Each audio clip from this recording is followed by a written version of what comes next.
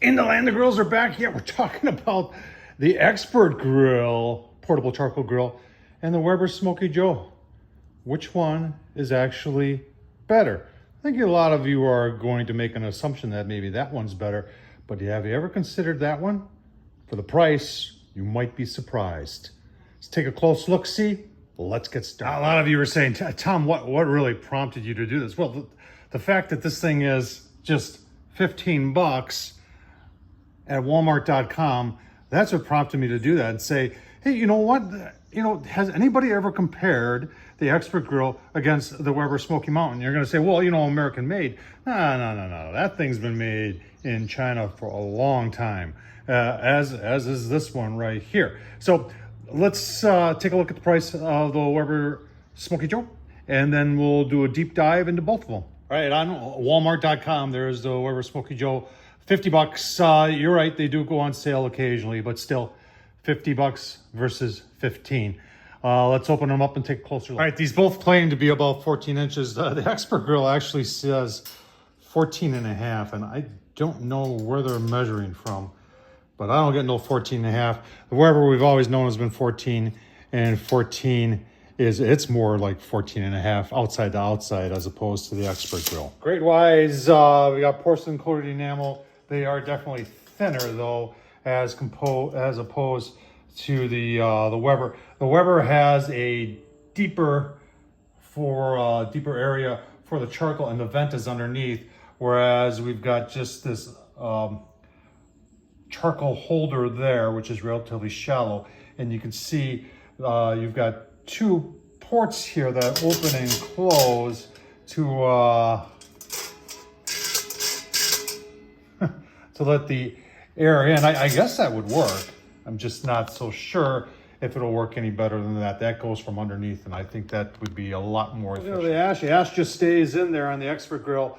On the Weber Smoky Joe, and there's been some criticism of that. I think I've even said if you're using this outside on a windy day, the ash kind of blows around because that tray down there is really not, and it doesn't get it all. So when you're emptying this, it is kind of a pain in the butt, because if you go, say you're at the ballpark and they got those 55-gallon drums that you put your coals in, you go to dump it, you got to have the whole thing in there because that ash will dump out separately than that. Whereas this thing will just, you can just dump the whole thing out. Although you got to be careful of your vents. That's a classic 3 legs, which a lot of people argue are more stable than 4 legs. I don't know. I've been through that debate once before. I'm not going to get down to it. If you're a 3-legged person, then that's the way to go. If you like 4 legs, well, then that's the way to go. When it comes to the lid, you can see you have more dome height with the Expert Grill as compared to the Weber. Hang on, where is this? How'd you get it? I mean, this one's modified. I'll leave a link down below to the modifications I've done on it. But the top vent, and you're saying, what are these things? So I have modified this with a tamale pot right there. It fits on there, and then this goes on top of that. And these are hooks that I actually hung ribs. Now, could you do the same tamale pot thing on here? You know what? You want to see if it fits? Well, let's take a look. So that's the tamale pot set up on the Weber Smoky Joe. Let's see if it fits on the Expert Grill. There it is on the Expert Grill. I think I'd have to take off. I put that felt liner in there to give a tighter seal on the Weber. I think for it to work on the Expert Grill, I'd have to remove that because it's just too tight to fit this way. But the lid fits, but doesn't fit as nice as the Weber does. But I do like it for the extra height the dome gives it. Finishes, they're both saying they're porcelain coated enamel. There is a huge difference here between that one and that one. And if you want to know the tail of the tape here, it's in the weight. This thing, as from Weber, without the modifications that I do to these things, this is 21 and a half pounds. This one, guess what this thing is? Like 5 1/4.